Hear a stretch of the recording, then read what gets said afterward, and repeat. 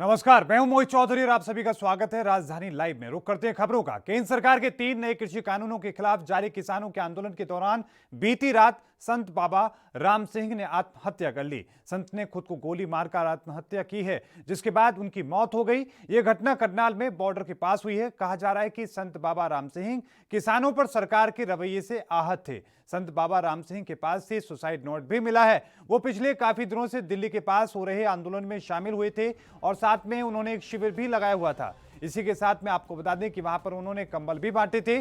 Suicide note में बाबा राम सिंह ने लिखा कि वो किसानों की हालत नहीं देख सकते हैं। उन्होंने लिखा कि केंद्र सरकार विरोध को लेकर कोई ध्यान नहीं दे रही है, इसलिए वे किसानों, बच्चों और महिलाओं को लेकर चिंतित हैं। सुसाइड नोट में बाबा राम सिंह ने लिखा कि उनसे किसानों का दुख नहीं देखा जा रहा है। उन्होंने लिखा कि अपने हक के लिए सड़कों पर किसानों को देखकर बहुत दिल दुख रहा है। सरकार न्याय नहीं दे रही है, जुल्म है, जुल्म करना पाप है, जुल्म सहना भी पाप है। तो वहीं दिल्ली में सिख गुरुद्वारा प्रबंधक कमेटी के अध्यक्ष मनजिंदर सिंह सिरसा ने घटना को दुखद बताते हुए सभी से संयम बरतने की अपील की है। तो वहीं मामले में कांग्रेस नेता राहुल गांधी और सीएम अरविंद केजरीवाल ने घटना पर दुख जाहिर करते हुए केंद्र सरकार पर निशाना साधा है। संत राम सिंह जी सिंगड़े वाले, जो कि एक बहुत बड़े महापुरुष हैं, जिन्होंने अपना जीवन काल मानवता की सेवा में लगाया, उन्होंने कुछ समय पहले अपने आप को गोली मारकर आत्मदाह कर ली, सुसाइड कर लिया। उन्होंने सुसाइड नोट में लिखा कि मेरे से ये किसानों का दर्द देखा नहीं जाता, किसान सड़क पर बैठा है, बॉर्डर पर बैठा, मुझसे ये दुख देखा नहीं जाता। कोई किसी पे जुल्म सहना भी पाप है, जुल्म देखना भी पाप है और उसको बर्दाश्त करना भी पाप है, और मैं ये देख नहीं पा रहा। किसान भाइयों से आग्रह करता हूं, इस दुनिया में नहीं रहे, लेकिन हम सबको संयम बना के रखना है। मैं दिल्ली सिख गुरुद्वारा मैनेजमेंट कमेटी का मुख्य सेवादार होने के नाते आपसे हाथ जोड़ के आग्रह करता हूं, ये बहुत भारी समय है। इस वक्त कोई भी आदमी शरारत कर सकता है, कोई शरारत को अंजाम दे सकता है किसान आंदोलन के अंदर। तो मेरी आपसे हाथ जोड़कर विनती है, संयम रखें, संयम रखें, संयम रखें। बहुत दुख की घटना है, हम सबके लिए बहुत दुखी हृदय है हमारा, लेकिन हम सबको संयम भी रखना है। ये मेरी आपसे हाथ जोड़कर आग्रह है। तो संत राम सिंह की आत्महत्या का मामला है और उस पर लेकर राहुल गांधी और अरविंद केजरीवाल ने भी अपनी बात कही। लेकिन इससे पहले आपको बता दें कि संत राम सिंह न सिर्फ हरियाणा में बल्कि पंजाब में बहुत महत्वपूर्ण माने जाते हैं। उनके हजारों लाखों की संख्या में उनके फॉलोअर्स हैं। आपको ये भी बताते चलें कि संत राम रहीम की आत्महत्या को किसान आंदोलन पर बैठे किसान एक बलिदान के रूप में देख रहे हैं। अब माना यह जा रहा है कि अब यह किसान आंदोलन और तेजी के साथ बढ़ता हुआ दिख सकता है। वहीं आपको यह भी बताते चले कि पिछले 22 दिनों से लगातार दिल्ली की सीमाओं पर देश के किसान धरने पर बैठे हैं और मांग कर रहे हैं कि नए कृषि कानूनों को रद्द किया जाना चाहिए, और इसी को लेकर संत बाबा राम सिंह ने आत्महत्या की है। आपको बता दें कि बाबा राम सिंह इस पूरे मामले को लेकर कई बार अपनी बात कह चुके थे और साथ में उन्होंने ये भी कहा था कि सरकार को किसानों की बात को सुनना चाहिए। अब उन्होंने बीती रात आत्महत्या की है। आपको बता दें कि खुद को गोली मारकर यह आत्महत्या की गई है। साथ में उन्होंने एक सुसाइड नोट भी लिखा, जिसमें उन्होंने लिखा कि जुल्म करना पाप है तो जुल्म सहना भी पाप है। इसको लेकर उन्होंने बात कही, उसके बाद खुद को आत्महत्या करने के साथ ही गोली मारकर आत्महत्या कर ली। लेकिन इसी के साथ ही अब लगातार उनके जो फॉलोअर्स हैं इसको लेकर चर्चा कर रहे हैं। लेकिन इसी के साथ ये माना जा रहा है कि अब किसान आंदोलन और तेजी पकड़ सकता है।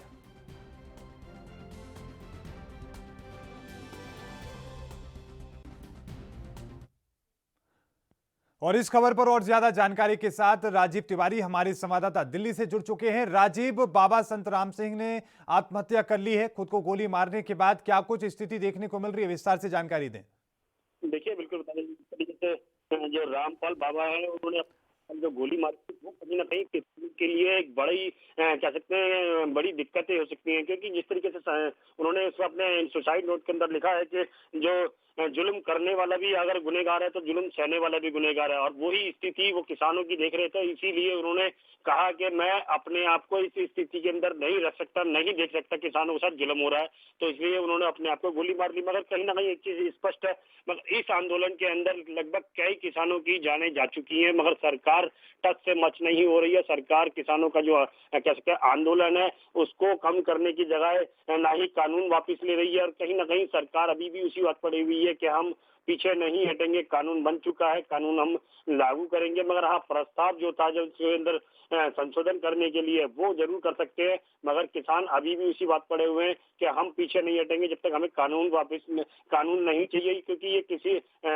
किसानों के हित में कानून नहीं है और सिर्फ ये पूंजीपतियों के हित में है। मगर इसके लेकर एक याचिका भी लगाई गई थी सुप्रीम कोर्ट के अंदर, किसानों की तरफ से भी लगाई गई है और एक कह सकते लॉ के छात्र ने भी लगाई थी कि आज उसकी सुनवाई होगी। मगर देखना है जिस तरीके से अब जब संत राम सिंह बाबा जी कह सकते हैं सही अपने आप को गोली मारी है, वो कहीं ना कहीं अब किसानों का गुस्सा बढ़ता चला जा रहा है। किसान अब और ज्यादा उग्र होते जा रहे हैं और कहीं ना कहीं सरकार के खिलाफ सीधे सीधे आर पार की लड़ाई लड़ने के लिए तैयार है वो। जी राजीव, साथ में हम ये भी जानने की कोशिश करें कि बाबा संत राम सिंह का हरियाणा और पंजाब में बहुत बड़ा वजूद है, लेकिन इसके साथ ही दिल्ली में भी उनका वजूद है। जिस तरीके से उन्होंने धरना स्थल के पास में जाके खुद को गोली मारी है, क्या संदेश देने की कोशिश की गई है और क्या ये संदेश केंद्र सरकार तक पहुंचेगा? देखिए, बिल्कुल बताइए, जैसे इस तरीके से बात करें संत राम सिंह बाबल की, तो वो कहीं ना कहीं उनका एक हरियाणा के अंदर और एक पंजाब के अंदर बेशक उनका वजूद है, क्योंकि वो एक किसान भी रहे हैं और किसान के साथ साथ एक उन्होंने एक उपलब्धि भी हासिल की थी, जो जिसे बाबा कहते हैं। बाबा मतलब जो लोगों के देख रेख करते हैं। तो कहीं ना कहीं ये जरूर है उनका दिल्ली के अंदर भी वजूद है, क्योंकि दिल्ली के अंदर भी उनके काफी चाहने वाले थे जो दिल्ली के अंदर भी है। और कहीं ना कहीं उनके अंदर अब निराशा हुई है, क्योंकि सरकार कहीं ना कहीं जुल्म कर रही है उन्होंने अपने सुसाइड नोट के अंदर एक यही चीज लिखी है ज्यादातर कि जो जुल्म करने वाला अगर गुनहगार है तो जुल्म सहने वाला भी गुनहगार है। तो इसीलिए वो किसानों का जो दुख था, यानी कि जो प्रदर्शन था, वो नहीं देख पा रहे थे, क्योंकि सरकार जुल्म कर रही है और जुल्म सहने वाला जो है वो किसान है। तो कहीं ना कहीं दोनों ही जिम्मेवार है, इसीलिए उन्होंने अपने आप को गोली मारी है। मगर हाँ, एक चीज स्पष्ट है, सरकार अभी भी इस मामले में ज्यादा कुछ नहीं बोल रही है और कुछ कैमरे पे आना नहीं चाह रही है, क्योंकि उन्हें पता है कि मीडिया के अंदर अगर वो आते हैं तो कहीं ना कहीं उनको सवालिया निशान जरूर खड़े होंगे। मगर कहीं ना कहीं अभी वो मीडिया से दूरी बनाने की कोशिश कर रहे हैं। मगर बात करें जिस तरीके से अभी की जो संत रामपाल बाबा जी की जो कह सकते हैं जो उन्होंने अपने आप को गोली मारी है, वो कहीं ना कहीं सवाल निशान खड़ा करता है सरकार पर, क्योंकि सरकार बेशक कहती है कि किसानों के हित में कानून लेके आए, किसानों को फायदा होगा। मगर वो किसान जब तक उससे नाराज है उसको कानून से, तो वो कानून किस काम का, क्योंकि जब किसानों के लिए हित में बताया जा रहा है और किसान उससे नाराज है, तो किसानों को वो कानून चाहिए ना जो उनके फायदे वाला हो। तो कहीं ना कहीं सरकार को चाहिए कोई नया कानून बनाए या फिर उसके अंदर ऐसा संशोधन करे जिससे किसानों को संतुष्टि हो। मगर किसान अभी भी उससे नाराज है। उनका सीधा सीधा कहना है कि हम जब तक नहीं हटेंगे, चाहे इसके लिए महीने लग जाए, 2 महीने लग जाए, क्योंकि वो 1 साल का राशन लेके जरूर आए हैं, मगर अभी भी इस आंदोलन के अंदर कहीं ना कहीं कई किसानों की जान जा चुकी है। जी बिल्कुल राजीव, लगातार हर रोज कम से कम एक किसान की जान जा रही है, लेकिन साथ में गुरुद्वारा प्रबंधक के कमेटी के अध्यक्ष हैं मनजिंदर सिंह सिरसा, उन्होंने अपील की है कि शांति बनाकर रखें, संयम बरतें। क्या लग रहा है कि किसानों का साथ साथ अब जो उनके फॉलोअर्स हैं, उनके जो अनुयायी हैं संत बाबा राम सिंह के, क्या उनके गुस्से का सामना सरकार को करना पड़ सकता है?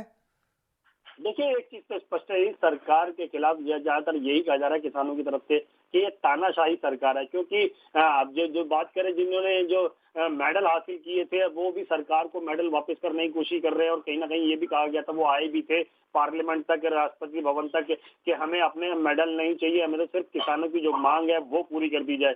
मगर कहीं ना कहीं संत राम सिंह बाबा जी थे, उन्होंने भी इसी वजह से अपने आप को खुदकुशी की, क्योंकि जिस तरीके से सरकार अभी भी अड़ियल रवैया अपना रही है, तो कहीं ना कहीं किसानों को मैसेज यही जा रहा है कि जो सरकार है वो अड़ियल रवैया अपना रही है, यानी कि वो अड़ियल तरीके से काम कर रही है, ना कि किसानों के बारे में।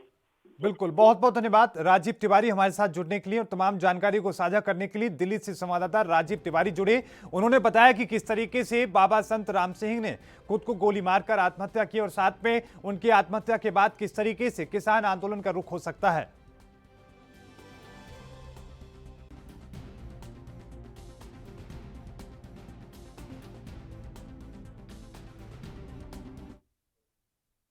तो वहीं इस बीच एक बड़ी खबर आ रही है, आपको बता दें कि अटारी बॉर्डर से इस वक्त की बड़ी और महत्वपूर्ण खबर, 2 पाकिस्तानी घुसपैठिए ढेर किए गए हैं। इस वक्त की बड़ी खबर, बीएसएफ ने 2 घुसपैठियों को ढेर किया है। बड़ी और महत्वपूर्ण खबर आपको बता दें कि सुरक्षा बलों ने घुसपैठ की कोशिश नाकाम की है। टीडीसी चुनाव चल रहे हैं और इस बीच लगातार पाकिस्तान अपनी नापाक हरकतों को अंजाम देने की कोशिश में है। लेकिन इस बीच अटारी बॉर्डर पर भारतीय सेना को बड़ी कामयाबी मिली है, 2 घुसपैठियों को ढेर किया गया है। इस वक्त की बड़ी खबर आपको बता दें कि इससे पहले भी नौशहरा सेक्टर में आतंकवादियों के द्वारा घुसने की कोशिश की गई थी।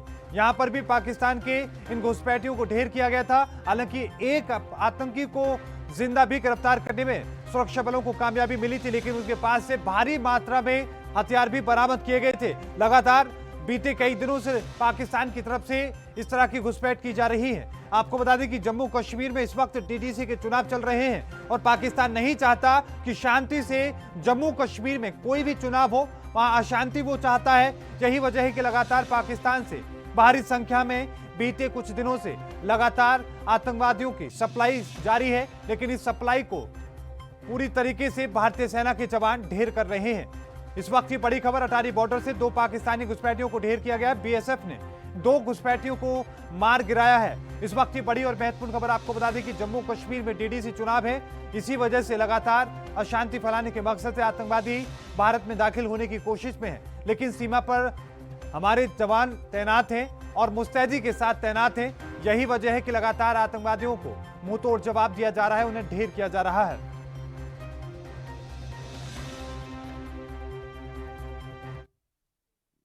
तो वहीं हरियाणा विधानसभा के अध्यक्ष ज्ञानचंद गुप्ता ने पंचकुला नगर निगम प्रत्याशी के लिए वोट मांगे, जिस पर सियासत तेज हो चुकी है। अब ऐसे में कांग्रेस के आधा दर्जन विधायकों ने ज्ञानचंद गुप्ता को घेरते हुए पद से इस्तीफे की मांग की है। तो वहीं बीजेपी के पूर्व प्रदेश अध्यक्ष सुभाष बराला ज्ञानचंद गुप्ता के बचाव में उतरे हैं और कहा कि कांग्रेस पहले अपना भूतकाल देखे। इस मामले में स्पीकर ज्ञानचंद गुप्ता ने कहा कि मैं पंचकुला का पहले विधायक हूं और बाद में स्पीकर हूं। इतना ही नहीं, ज्ञानचंद गुप्ता ने कहा कि मैं आगे भी जनता के बीच जाता रहूंगा। आपको बता दें कि हरियाणा में निकाय चुनाव का बिगुल बज चुका है। सोनीपत, पंचकुला और अंबाला नगर निगम के साथ रेवाड़ी नगर परिषद, नगर पालिका सांपला, धारूहेड़ा, उकलाना में चुनाव होने हैं और 27 दिसंबर को इसके लिए मतदान होगा और इसी के साथ 30 दिसंबर को नतीजे आएंगे। इसी को लेकर अब वहां पर बीजेपी और कांग्रेस में लगातार आरोप और प्रत्यारोप देखने को मिल रहे हैं। पंचकुला मेरा विधानसभा क्षेत्र है। पंचकुला के लोगों ने मुझे चुन करके विधायक के नाते भेजा है। मेरी सबसे बड़ी जिम्मेवारी, सबसे पहली जिम्मेवारी मेरे मतदाताओं के प्रति है, मेरे वोटर्स के प्रति है। मैं पहले विधायक चुना गया हूं, उसके बाद अध्यक्ष चुना गया हूं। मेरी सबसे पहले जवाबदेही मेरे मतदाताओं के लिए। आज यहाँ पंचकुला के अंदर, पंचकुला विधानसभा के अंदर याद मैं कहूँगा कि नगर निगम के चुनाव हो रहे हैं और नगर निगम के चुनाव के अंदर जो हमारा मतदाता है, हमारा वोटर है, वो आज ये डायरेक्शन मांगता है, ये चाहता है कि हमारा जो विधायक है हमारे साथ खड़ा हो। जिस प्रकार से कांग्रेस पार्टी की सरकारों में रहे इस प्रकार के पदों पर लोग सारी उस पद की गरिमाओं को तार तार करते थे, वो मुझे लगता है कि इस समय इस प्रकार के जो टिप्पणियां करते हैं, आरोप लगाते हैं, वो भूल गए हैं। इतिहास के अंदर अगर हम बात करें हरियाणा विधानसभा की, तो जिस प्रकार की टिप्पणियां कांग्रेस पार्टी के नेताओं की और खास करके इस प्रकार के जो पद हैं, गरिमापूर्ण पद, उस पर बैठे हुए लोग करते थे, वो आज उनको याद करने की आवश्यकता है।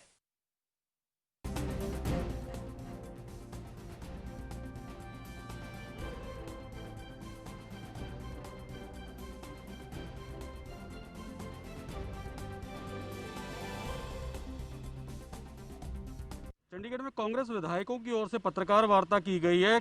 क्यों ये पत्रकार वार्ता की गई, ये किस विषय पर रही, ये चर्चा करते हैं। विधायक दल के उपनेता हैं आफ्ताब अहमद हमारे साथ। सर, किस मुद्दे को लेकर पत्रकार वार्ता की गई? आज ये विशेष पत्रकार वार्ता जो है हरियाणा में हो रहे निकाय चुनाव और शायद प्रजातंत्र में एक लोकसभा विधानसभा के अध्यक्ष की एक अपनी मान्यताएं हैं, एक मर्यादाएं हैं कि वो चुनाव में पार्टी और का प्रचार और प्रसार नहीं करते। लेकिन जिस तरीके से कल हमारे अध्यक्ष ज्ञानचंद गुप्ता जी ने वहाँ दफ्तर का उद्घाटन बीजेपी कार्यालय का किया, कैंडिडेट के साथ बैठ के खुलेआम ट्रैक्टर में जाके पर्चा भरवाने का काम किया, पर्चा जो है ऑफिस में जाके पर्चा भरवाने का काम किया, उसके वोटों की अपील करी गई। ये जो है उस अध्यक्ष पद की जो पद है उसकी गरिमा को, उसकी मर्यादाओं को तार तार करता है। और हम ये कहते हैं कि उन्हें प्रचार और प्रसार करने का अपनी पार्टी का शौक है तो करिए, लेकिन अध्यक्ष पद छोड़ दीजिए और अपना खूब प्रचार प्रसार करिए। इस अध्यक्ष पद की गरिमा, इसकी मर्यादा को तार तार ना करें, यही इस आज की प्रेस वार्ता का मुद्दा था। जी सर। तो सर, जैसे किसान आंदोलन चल रहा है, काफ़ी लंबा हो गया ये आंदोलन, क्या लगता है आपको कि ख़त्म होने की कब तक की संभावना है? सरकार की मंशा से क्या लगता है कि ये जो कानून है ये वापस लेगी सेंट्रल गवर्नमेंट? मैं ये मानता हूं कि आज 21वां दिन है। केंद्र सरकार की, बीजेपी की एक खास आदत रही है कि वो हर एक जो वार्ता है उसमें हठधर्मिता दिखाती है, अपनी बात को ही रखती है कि हम सही हैं, लेकिन ऐसा नहीं है। आज लाखों करोड़ों किसान अगर सड़क पे है, इतनी कड़कती ठंड में 6 डिग्री टेम्परेचर में हजारों लाखों किसान आज सड़क पे है, वो एक जायज़ बात को लेके है। और यही नहीं, किसी धर्म, जाति या क्षेत्र या भाषा से आज किसान नहीं, उससे ऊपर उठ के ये आंदोलन चल गया है। और हम ये मानते हैं उनकी बात बिल्कुल जायज़ है।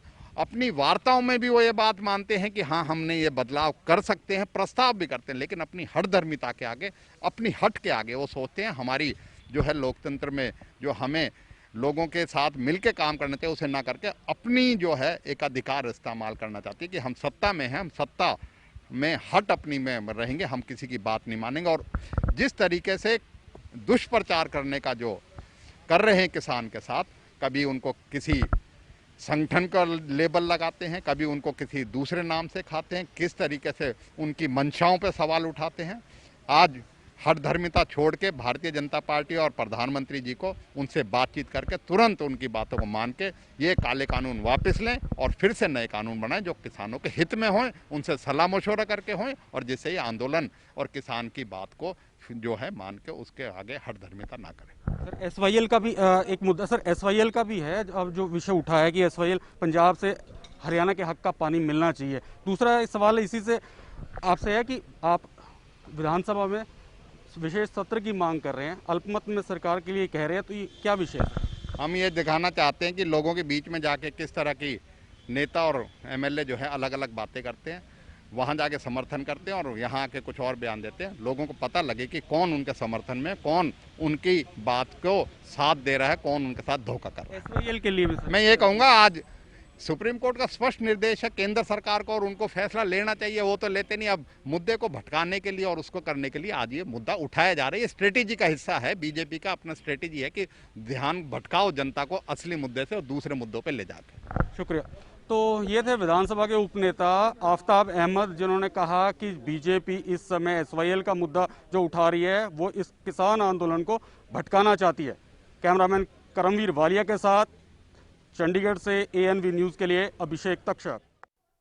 और इसी पर और ज्यादा जानकारी के साथ अभिषेक तक्षक चंडीगढ़ से हमारे संवाददाता हमारे साथ फोनलाइन के माध्यम से जुड़ चुके हैं। अभिषेक, किस तरीके से कांग्रेस के आरोप का जवाब स्पीकर ने दिया है, विस्तार से बताएं। जी देखिए, कांग्रेस ने कल पत्रकार वार्ता कर कहा कि जो स्पीकर है उसकी पद की गरिमा होती है, उसको किसी भी पॉलिटिकल पार्टी के कार्यक्रम में नहीं जाना चाहिए था। अब कल गत दिवस की बात है जो कि विधायक दल के, जो कांग्रेस विधायक दल के उपनेता आफ्ताब अहमद और जगबीर मलिक, बीबी बत्रा, सुभाष गांगुली, अमित सिहाग, बीएल सैनी, लगभग 6 विधायकों ने पत्रकार वार्ता कर स्पीकर पर आरोप लगाया कि पंचकुला में जो नगर निगम बीजेपी के प्रत्याशी है, उनके ऑफिस के उद्घाटन व उनके नामांकन के दौरान उन्होंने वोटों की अपील की जी जनता से, जो कि स्पीकर के पद पे रहते हुए यह है सही नहीं माना जाता। जी, तो पद की गरिमा, बिल्कुल। स्पीकर से बात की गई, आपके ऊपर गंभीर आरोप लगाए गए कांग्रेस की ओर से, और इस्तीफे की पेशकश भी की गई है कि इस्तीफा दे स्पीकर और उसके बाद पार्टी के लिए काम करें। तो उन्होंने इसका सीधा जवाब देते हुए स्पीकर ने कहा कि मैं पहले पंचकुला से विधायक हूं, मेरे वोटर के प्रति जिम्मेदारी है, तो इस तरह के कार्यक्रम मैं आगे भी करता रहूंगा। बाद में मैं स्पीकर हूं, पहले मैं पंचकुला का विधायक हूं, और कांग्रेस को पहले अपने भूतकाल में जाके देखना चाहिए कि उनके कार्यकाल में किस तरह के काम होते थे, स्पीकर के पद पे रहते हुए किस तरह की प्रक्रिया रहती थी, या फिर किस जी। तरह के वो इवेंट में जाते थे। जी बिल्कुल, यानी कि कांग्रेस को अपने पुराने दिन याद करने चाहिए। अभिषेक, बहुत बहुत धन्यवाद हमारे साथ जुड़ने के लिए, तमाम जानकारी को साझा करने के लिए। तो स्पीकर ने सीधे तौर पर जवाब दिया है कि वो पहले पंचकुला की जनता के हैं, जिन लोगों ने उनको वोट किए हैं उनके हैं, उसके बाद ही वो स्पीकर हैं।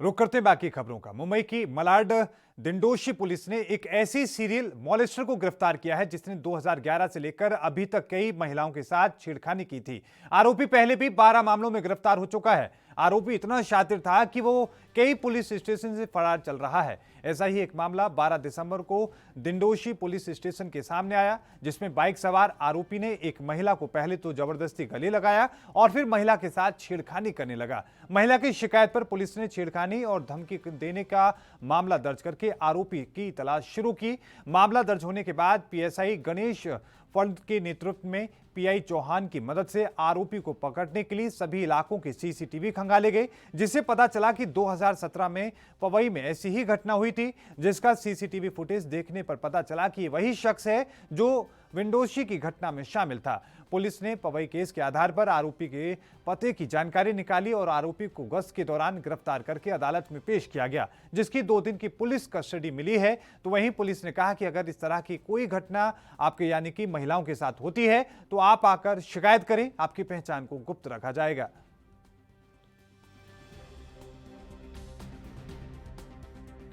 जे वर्णनाचा इसम दिसून येत होता, तसेच सदरच्या गुन्ह्याची मोडस ऑपरेंडी गुन्हा करण्याची पद्धत पाहिली असता याच वर्णनाच्या इसमाने पवई पोलीस स्टेशनच्या हद्दीमध्ये 2017 मध्ये अशाच प्रकारचा गुन्हा केला होता व त्या केसमध्ये अरेस्ट केलं होतं अशी माहिती मिळाली। त्याप्रमाणे पवई पोलीस स्टेशनमधून सदर आरोपीचे रेकॉर्ड काढण्यात आले। त्याचे नाव कल्पेश देवधरे असे मिळाले। तसे तो मालाड पोलीस स्टेशन हद्दीत चिंचोली बंदर परिसरात राहत असल्याचे समजले। सदर ठिकाणी जाऊन व्हेरीफाय केले असता तो त्या ठिकाणाहून कधीच घर सोडून निघून गेल्याचे समजले। तसेच तो गुन्हा केल्यानंतर दिलेला पत्ता सोडून दुसरीकडे राहण्यात जातो अशी माहिती मिळाली। त्यानंतर तो बंदर पाखाडी पाटिल नगर।